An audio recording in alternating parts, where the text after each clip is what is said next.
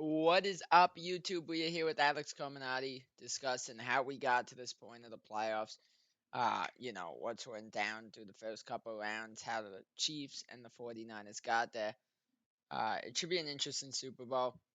Uh, so let's get right into the video, guys. Hope you guys enjoy. So, Alex, we are now officially up to the Super Bowl. We got the Chiefs against the San Francisco 49ers. I just figured instead of doing predictions here, let's discuss how we got here. So let's start with the Chiefs. If you want to start, do everything with how this happened. Well, Jason, where do I start besides that the NFL is rigged and scripted? Of course, the Golden Boy has to have the comeback tour, and there has to be the Travis Taylor Swift romantic duo that has to make the Yeah, Super Bowl because the NFL is going to, cash in billions of dollars for this matchup. yeah, Besides that, Jason, they beat a really bad Miami Dolphins team that just blew it completely towards yeah. the end of the season. They choked their division. They had to go to Kansas City in negative temperatures. They lost by 19 points. Honestly, it should have been more, but the Dolphins really blew it this year, and the Yeah. Chiefs just steamrolled them. The AFC divisional game, Mahomes on paper had a good game, but again, it's just his first road game ever, and he has to win that game to prove who he is Now and why the he's better than Buffalo Brady. collapse. Yeah, Right. And then this classic Buffalo collapse, where honestly Josh Allen was playing better than Patrick Mahomes, yeah. and Josh Allen all year, maybe not all year, but towards the end of the season, Josh Allen was 1,000 times better than Pat Mahomes at that current point. Yes. And they force his comeback drive. They come back down. They're within field goal range. They're down by 3 points. Tyler Bass shanks the kick. So Kansas City got there based off a really bad Miami team and a Buffalo choke, like always. Yep. So if you really think about it, Kansas City has caught breaks at the right time after having a really terrible regular season where they could have lost their division and they should have lost their division to either the horrible Broncos, the horrible Raiders, Yeah. or the horrible Chargers. So KC got to the postseason based off defense, special teams, and some lucky breaks.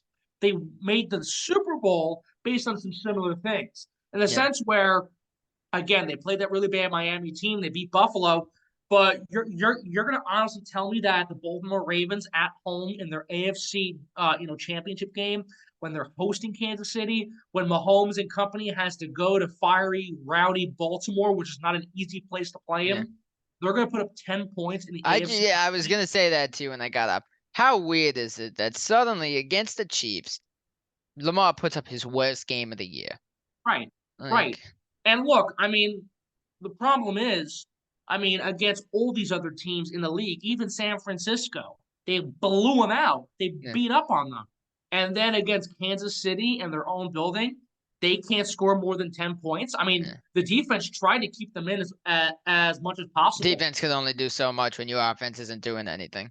But I mean, look, I mean, this was the same Baltimore roster that got to this position. Now, sure, Mark Andrews was coming back from injury and what have you, but Baltimore was still kicking butt without Mark Andrews in December and January. They And actually looked almost better when he was out. I gotta be yeah, honest. so the Chiefs really have made this run Yes. over a couple lucky breaks, the Taylor And Swift while we're influence. mentioning like lucky breaks, how about those two massive botches by Zay Flowers? Well, that too. And look, I mean, again, my thing is, how are you not on point for an AFC title game where a trip to the Super Bowl is on the line, Yeah. and Lamar Jackson is probably going to be the MVP this year, no Well, matter what in happens. the AFC Championship, how do you fumble at the 1 yard line? How do you That let that too. happen? Well, That's just a I disaster. I I was going to bring that up also. That fumble would have changed the entire game, and they're going to botch it like And that. didn't he have a So second mess up after that too? We'll get into yeah, that too, but look. Lamar Jackson played bad. Say what you want about Baltimore. Patrick Mahomes played solid. He played good actually. His numbers were solid. He put up the touchdowns when needed. He scored when needed. Kansas City won the game when needed, and they caught the breaks when needed. So it was all about piecing it together at the right time. And I won't take away their defense. Their defense is really, really good yeah, this year. Chris Jones is having a remarkable campaign. And Harrison Butker's golden leg is one of the only reasons why they made the postseason and why they're on their way to yeah. another Super Bowl. So Patrick Mahomes is having a good year, but he's not having a year he should be having or he's had in all the years he's been in the National Football League dating back to 2018. Yep. So you put all those things together, and the Chiefs got there off a couple of lucky breaks, and now everyone's seeing them as this underdog, which again will just hype up more hysteria that they actually are the better team. They're going to win the game. Mahomes the better quarterback. The Yeah. defense is better. The offense is better. Kelsey's the greatest tight end ever. Andy Reid's a much better coach than Kyle Shanahan, which is all true. That all of that is true. Yes. But the problem is because they're the 3 seed and KC and San Francisco was the 1 seed in their conference, technically San Francisco is the favorite, and the betting odds have KC as the under. We So know what happens every time they're the underdog, though. and well, look, I mean, again, it's going to be this written out script where Kansas City has a horrible regular season. They barely make the playoffs. They go on this incredible postseason run. They're these underdogs who need to prove themselves even more in the Super Bowl against a 49ers team who technically is better than them record-wise and standings-wise and just stats-wise too. So Kansas City has to find a way to pull the ultimate upset so the Golden Boy Mahomes gets his back-to-back championship, his 3rd Super Bowl MVP, and Travis and Taylor make out on the stage, and everyone's happy and lovely. So that's how Kansas City got there, Jason. San Francisco, how they got there, they actually played pretty good football. And the Lions took one out of the Falcons playbook. And look, say what you want about, that loss to Baltimore and how they ended the regular season. But the 49ers are a consistent team. And what I mean by that is that whether down or when they're winning, they play a full 60 minutes of football. They could be getting killed by 17 points like last week, but they play a full 60-minute game of football. And when it matters most, it's Brock Purdy making the passes he needs to make. It's George Kittle, Deebo Samuel, Brandon Ayuk, so many others who are making the catches they need to catch.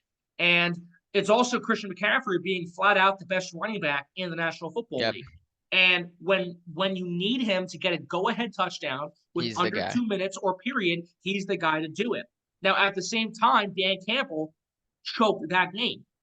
And it's one thing to go for 4th down and short in the first half, but when you need a field goal to tie this game up and you go for it again, or you go for a field goal to get some extra points because San Francisco's chasing back, you go for it on 4th and short, foolish mistake, foolish decision. Dan Campbell's really paying the price for it because Detroit should be in this game. Yes, and San Francisco, at the same time, caught also their own lucky breaks. They advanced with it, but they also put, the power to it.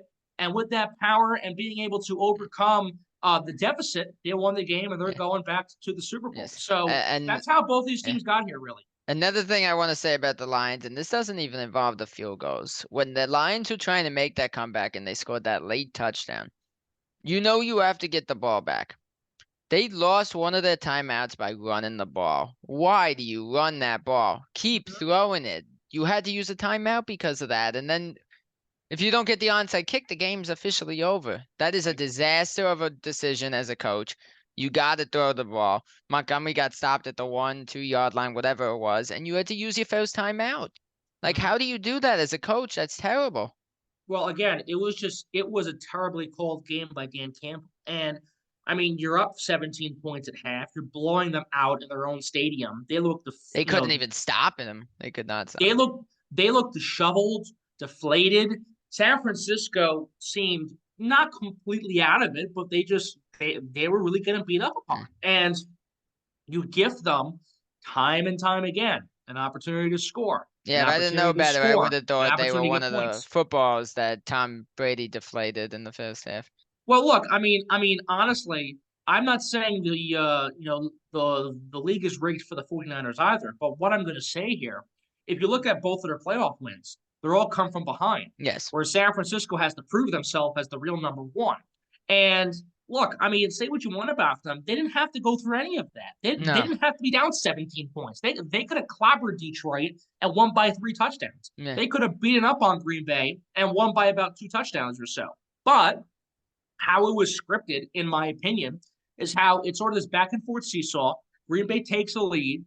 They shank a field goal. And then with 2 minutes to go, McCaffrey, the hero, gets the go-ahead touchdown. Jordan Love all of a sudden throws a terrible throw, and the game is over. Yeah. And then with the Lions, they're getting beat up at home in the NFC title game. And then Brock Purdy and company, with McCaffrey, with this offense, they have to prove who they really are. So Purdy and the gang go blazing out in the second half, score all these unanswered points. Dan Campbell's making foolish decisions that you didn't see all season long in the past up until now. Yeah. And those foolish decisions decisions cost Detroit a Super Bowl berth for the first time in franchise history. So, look, I mean, call me crazy, call me whatever you want, but the script is in, and it makes sense when all these certain scenarios happen in their pinpoint moments. And honestly, it builds a really good story for this Super Bowl. Yeah. But it also shows that football is not what it once was. Yeah. If in general, if the NFL has been rigged this whole time, who knows? Because you can go past this year and last season. You can look at so many examples of Super Bowls and playoff games and games in general that have been tainted or look like slanted towards one team over another. And look, I mean, it makes sense if you see certain pieces. You might not have the full evidence to prove it, but at the same time, you look at these pieces and you say, yeah, I can see that, or yeah, that makes sense. Yeah, that the prime NFL example. wants a certain narrative every single year. A prime example where you're saying it looks like it could have been seesawed in one way. I don't know if you remember, maybe you remember better what matchup it was, but do you remember the year in the playoffs there was that really bad roughing the passer call when Tom Brady didn't even get touched? And that is a prime example. It was the weakest call, and I think it led them to win that game, didn't it? Well, what's so ironic about that game, that was about 4 or 5 years ago. And Tom Brady beat Patrick Mahomes in the AFC title game. That was in the 2018 season. The game happened in the 2019 calendar year. So the Patriots won that game and won that horrible Super Bowl 53 matchup because of that. And if you look at it now, I mean, it's the golden boy now getting the calls and the breaks in his favor, and he's throwing this touchdown and that touchdown, and Travis is making out with Taylor, and everyone's happy and thrilled. And Lamar Jackson and Baltimore all of a sudden doesn't show up. So again, it's just same script, different team, certain narratives, different team, different people involved. And that's the case this year again. And honestly, Jason, I really hate to say it, but you're probably going to have Kansas City win this game because they're the underdog, despite them on paper having the better quarterback, the better coach, the better defense, the better offensive pieces, especially in the tight end situation. And overall, they're the more recognizable team right now in the National Football League. On top of the fact that they are the defending champions, trying to go back to back, and the last team to go back to back to win championships in 2 straight years was, of course, Tom Brady and the New England Patriots. So if you really look at it, the script all adds up. Just put that final piece into play, and Kansas City is going to win a 2nd straight title. Mahomes is going to have another championship. And this is the next Brady era, or even greater than Brady. Patrick Mahomes is supposed to be the next big thing. And when they say, oh, Tom Brady's a once-in-a-generational talent, you'll never see someone like him again. Well, here comes the golden boy, Patrick Mahomes. And he might surpass what Brady did. He really might. And he probably will surpass what Tom Brady did. And honestly, you're probably going to have the same thing 15, 20 years from now. Patrick Mahomes is the greatest of all time. But here comes John Smith over here, and John Smith is the greatest quarterback who's ever going to live by the time he retires. Yeah. So, look, I mean, this is the problem. And again, call me a conspiracy theorist. When there's a script, though, I find that's the case. Very unfair to deem it greatest of all time when there's a script involved. The thing is, Tom Brady, maybe the Bucs one that was after COVID, all his Super Bowls will be pre-potential script era. This didn't really start until, in my opinion, around COVID. It got really bad. Honestly, I mean, the first thing that really alarmed me was last year's Super Bowl. That's what really got me, because Kansas City was not playing good at all in the first half. First off, Philadelphia was the much better team. And then you're going to tell me all of a sudden in the second half, they're going to blow a 14-point lead And Mahomes is going to have this remarkable drive after he gets so-called injured. He's going to come back from injury. He's going to have a big run on third down in the fourth quarter to keep the season alive. Doesn't, doesn't wince, doesn't have any type of pain after suffering the ankle injury in the first half.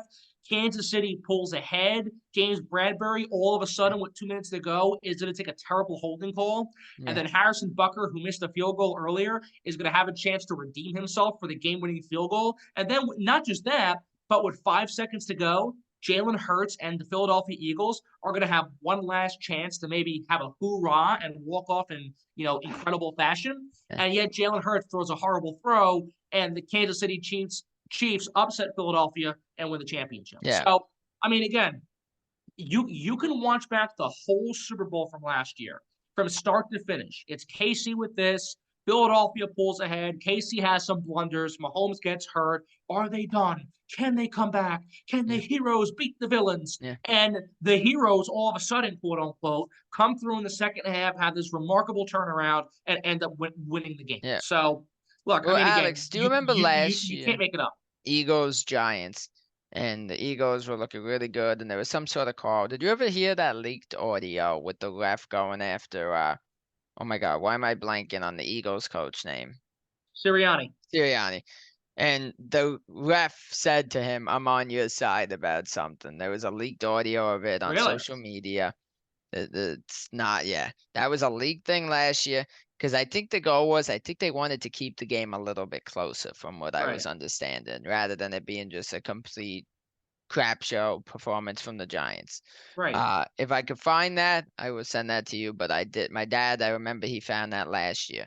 Wow. Um, This is but news to me. yeah, but going back off the scripting a little bit because moving away from that, just going back to the Lions here.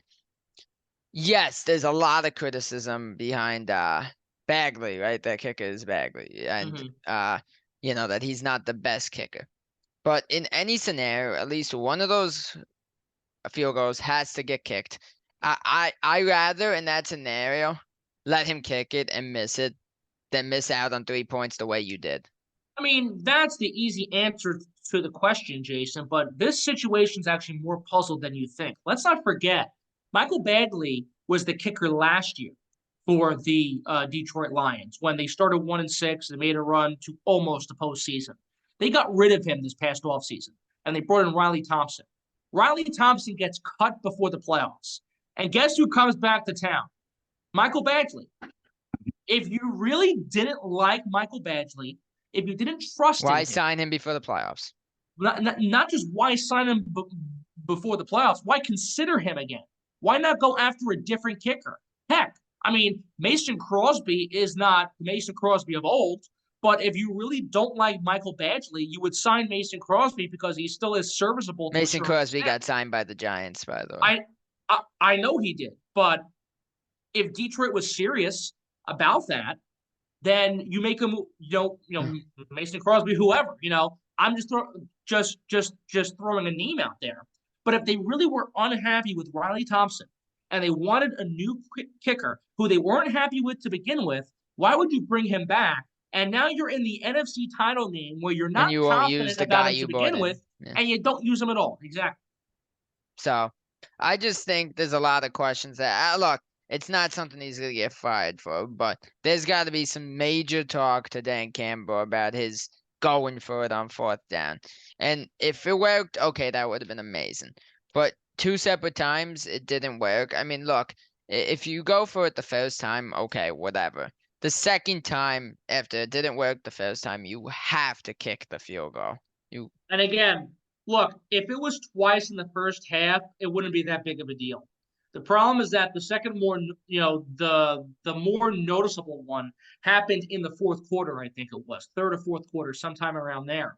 And again, that cost you 3 points. And if you kick that field goal and make it, It's a you're up tie by game. 10. Well, it would. The final score would have technically been a tie game. But Right. now that I keep him, now that you're right, we should backtrack to the 10. You're right on that because keep in mind after the first one even the momentum completely changed after that Oh first yeah, non-field goal attempt. The Niners, as we said, they were in quicksand up until that. They right. were doing Yes. absolutely nothing. And And then again, yeah, look, and again, the problem is that when you don't elect to kick that way, or when you don't decide to go in that direction, that costs you. And look, I mean, we that's probably going to be the talking point the entire offseason.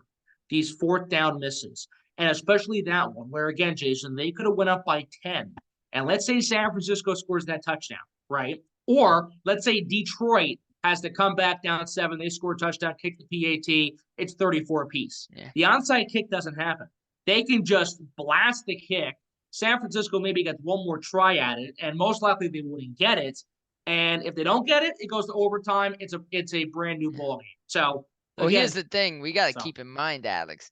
If they kick that first field goal, who knows if they even get that game to a close game that it could have potentially been overtime. that's true. Again, if you put up those points, I mean, you're just piling on to them already looking like they're stuck in quicksand and they're doing nothing. Again, Right. as soon as that happened, you could tell the change in them. Their drive was probably their best drive of the day right after that.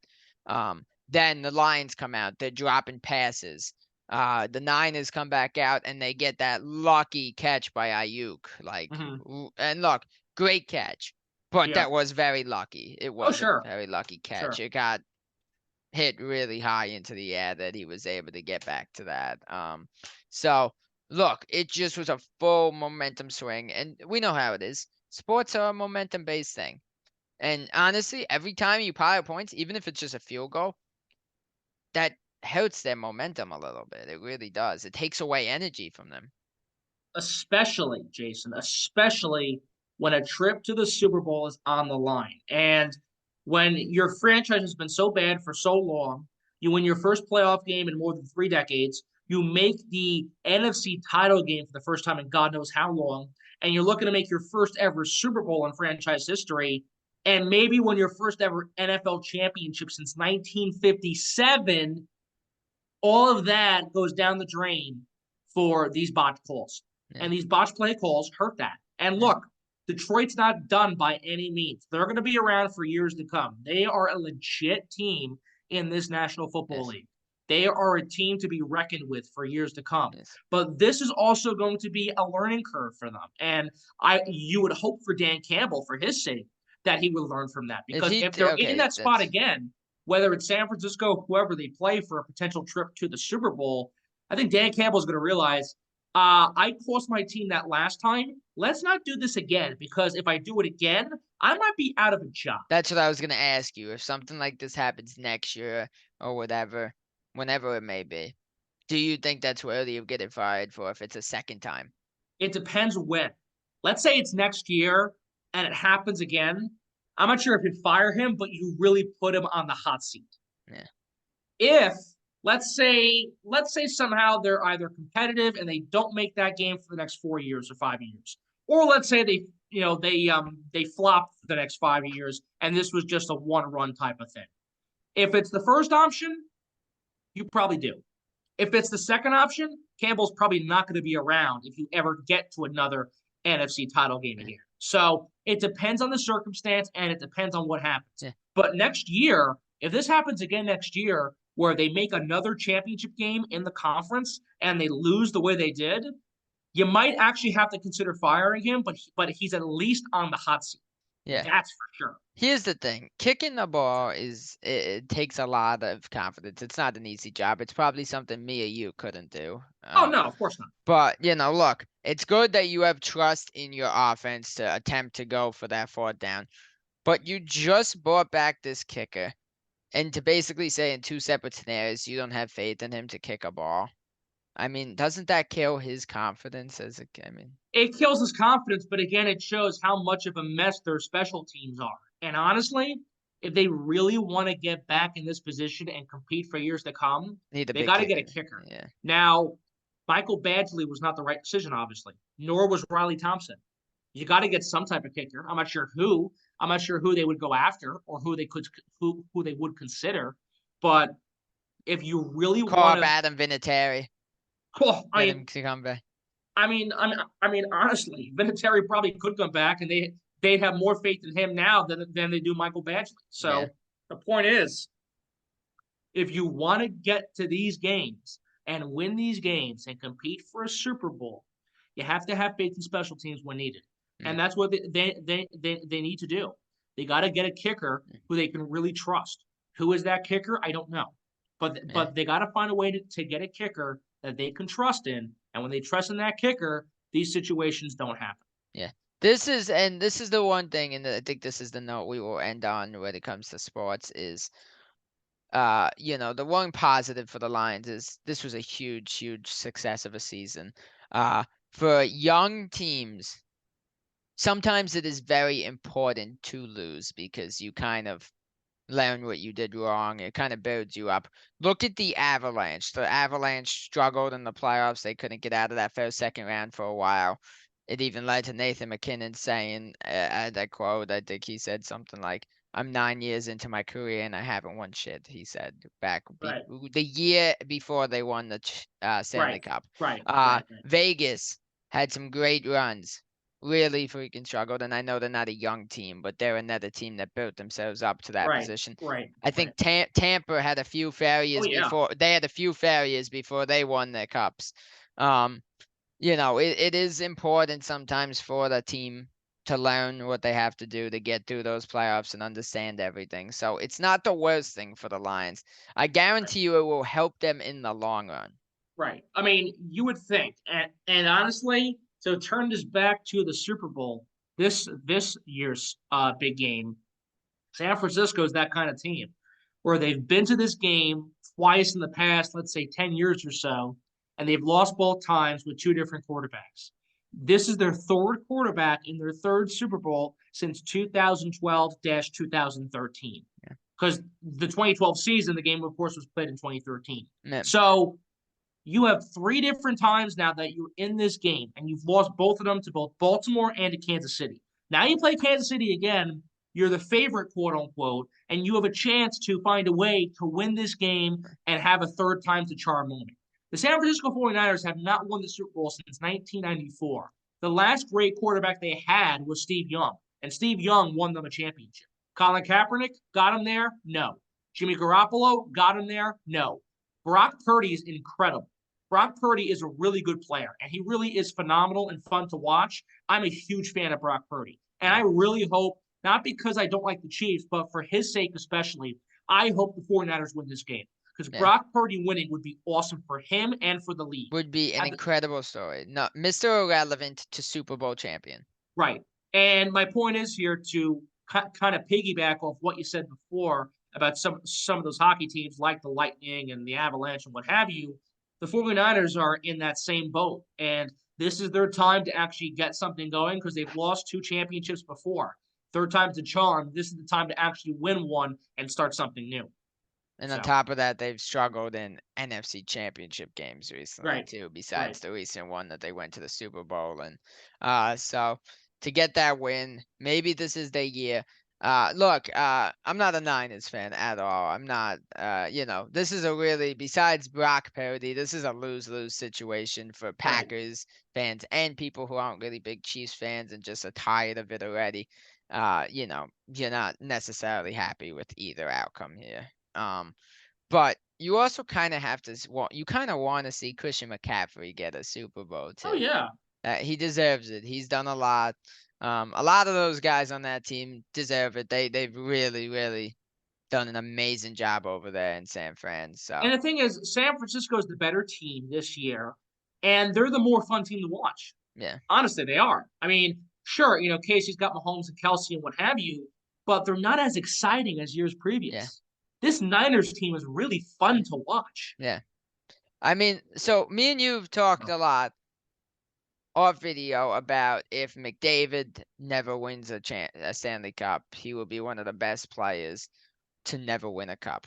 sure. If McCaffrey doesn't win a Super Bowl in his career, would you put him as one of the best running backs to never win one? Oh, easily. I mean, honestly, the greatest running back to never win a championship was Barry Sanders, and I would go as far to say if Christian McCaffrey never wins a title, He's number 2, right behind Barry Sanders.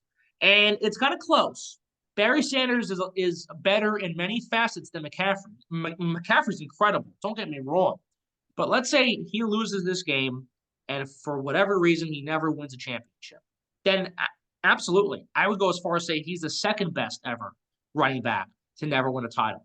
And you also put him in the conversation of greatest players, period. Like someone like Dan Marino, like Barry Sanders, like Christian McCaffrey, potentially, hypothetically, like Fran Tarkenton. I mean, the names go on and on and on for some of the greatest players who have played this sport and in this league who have never won the Super Bowl. Yeah. Oh, yeah, sure.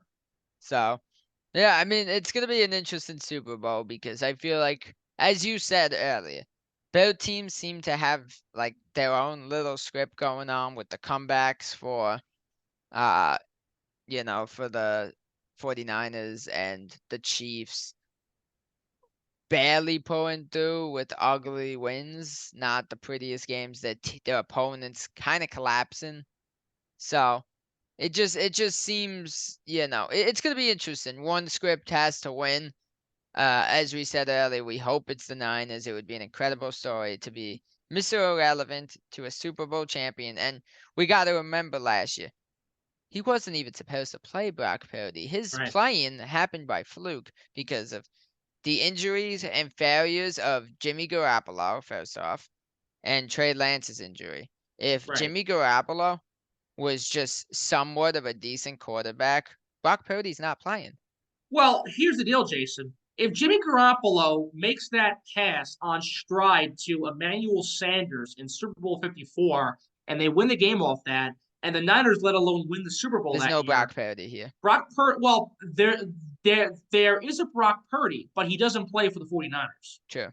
Who knows? I mean, he can be in, I don't know, Tennessee for all we know. Who knows where he would be? Yeah. But he would definitely not be on this team. That's for sure. Yeah. So, that's another scenario of the failures of Jimmy Garoppolo, Oh, but for it has sure. benefited a kid like Brock Purdy. But you Absolutely. have to just keep in mind how close you are to Brock Purdy not even being in this position. And to be totally honest, Alex, I mean, I'm sure maybe if he went to a team like Tennessee, maybe he'd have the opportunity. But if it wasn't for this opportunity here, he may not have been starting somewhere.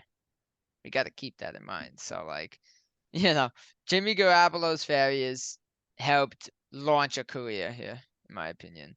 And I'm not, keep in mind, I'm not saying maybe at some point he wouldn't have became a starting quarterback, but he could have been a bench quarterback for years behind Jimmy Garoppolo or wherever he went if it wasn't for what happened. Right. Just like Zach Wilson and those guys. So Well, look, I mean, again, going back to Tom Brady, Drew Bledsoe. If Drew Bledsoe never gets hurt, Tom Brady never starts a game. If Drew Bledsoe doesn't go down, Tom Brady doesn't take over and become the sensation he became. So that's sports too, Jason. Look, I mean, one it's guy always goes that down. next man up mentality. That's right. Next man up, and that next man could be the greatest player of all time. Who Yeah, knows? So yeah. No, 100%. You know, that's another thing, and we could, because we got, I think, like 6 minutes left here. We could piggyback up off, he was a second round pick, and injuries, and Jalen Brunson got his opportunity with the Dallas Mavericks, and nobody ever considered him an elite player. He was good. He was great for them to get them to the Western Conference Finals. But look at what that opportunity has gotten this kid. This kid has done wonders. He has changed a franchise with the Knicks. So you never know. Any opportunity could lead to something crazy like Brock Purdy, Jalen Brunson. You never right. know. Well, look, I mean, again, I've said this to you before. I've said this on the air on WRSU. Jalen Brunson, he might not win it, but he needs to be an MVP candidate. He must be, he Yes. has to be It in the helps. MVP conversation. It helps him with this meniscus tear, by the way, of Joel Embiid. I don't know if Right. you realize that, Yes. because Yes. he's not going to make the number of games you have to play now. Right. Right. So And look, Jokic is having a great year, but when you think of most valuable player or in general a phenomenal all I star don't think right leading now a he's team. changing that team, Jokic. That team's just good all around. I think Right. Brunson The has thing is, changed the team.